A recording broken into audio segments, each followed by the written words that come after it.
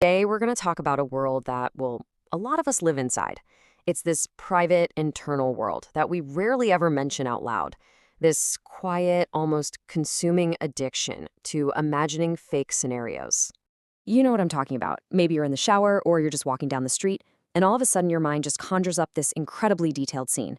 You're finally winning that argument you had yesterday, or you're explaining yourself perfectly to someone who totally misunderstood you. Or maybe you're just fast forwarding to some future where everything finally goes right. If any of that sounds even vaguely familiar, trust me, you are not alone. And this is the really weird part, isn't it? In that moment, your heart might be racing. You might feel a genuine jolt of anger, or this huge wave of relief, maybe even a flush of excitement. And it's all coming from something that only exists inside your head. So let's get into the psychology of why our brains are so good at this, and why it feels so real. Right? So this isn't just you randomly daydreaming. Psychologically, this habit actually reveals something pretty profound about how our minds are built to navigate the world. It's not a flaw. It's actually a fundamental survival function that's, well, kind of been repurposed. What you're doing is something psychologists call mental simulation. Your brain is basically running these little dress rehearsals of possible futures all the time. It's one of the key reasons we humans are so brilliant at planning and adapting. Before you ever do something for real, your brain has often quietly run through dozens of different versions of it first. And look, when it's used correctly, this is an incredibly powerful tool. You see athletes doing it all the time. They visualize the race to improve their performance. Public speakers run through their entire speech in their head before they ever step on stage. They're using their imagination as a rehearsal space. But for a lot of us, this incredible system it gets hijacked. It starts running simulations that don't prepare us for life, but actually pull us away from it. Psychologists have noticed that we tend to fall into three really common patterns. First, you've got the argument scenarios. That's where you replay a conversation over and over, and this time you deliver that perfect comeback you didn't think of in the moment. Then there are the future success scenarios, where you imagine getting that promotion or the validation or just the recognition you've been craving. And then there's the flip side, the worst case scenarios, where your mind just anxiously prepares for every single thing that could possibly go wrong. So, if this is just a natural brain function, why on earth does it feel so addictive? Why do we get completely stuck in these mental loops? Well, the answer comes down to one of our deepest, most human needs. And here it is. This is the core appeal. In your mind, you are the writer, the director, the star.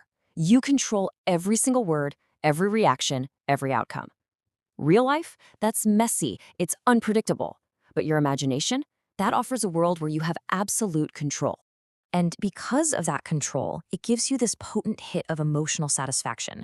You get the relief of winning the fight, the pride of success, but with zero risk. You get the entire emotional reward without ever having to face the possibility of actual failure or rejection. I mean, think about it. It's a perfectly safe space. It's a world with no awkward silences, no misunderstandings, no mistakes. And that is exactly why the brain can start to prefer it. It just feels safer, cleaner, and honestly, a lot more satisfying than our real-world interactions, which are often really complicated. But here's the twist, because you knew there had to be one. While our imagination is one of our most powerful gifts, there's a pretty significant price to pay when these simulations stop being a rehearsal and start becoming an escape. Just look at this comparison. On one side, you've got the perceived safety and the perfect outcomes of your imagination. But on the other, you have what reality offers: real growth, real connection, actual experience. Your mind can create the most incredible stories, but the most important moments of your life are always going to happen out here in the messy, unpredictable real world.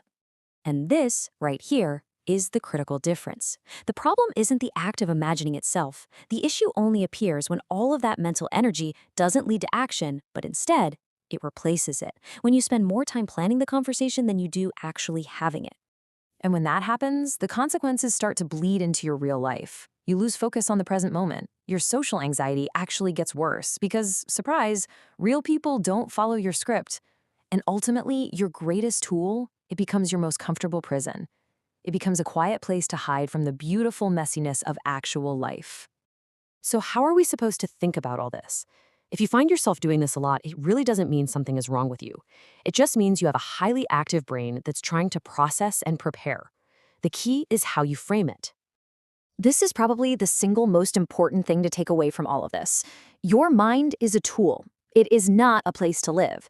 It was designed to help you prepare for reality, not become a substitute for it. So the next time you find yourself lost in one of these scenarios, just ask yourself one simple question. Is this a helpful rehearsal for something I'm actually about to do? Or has it become a comfortable place for me to hide? The answer to that question makes all the difference in the world. Thanks for watching.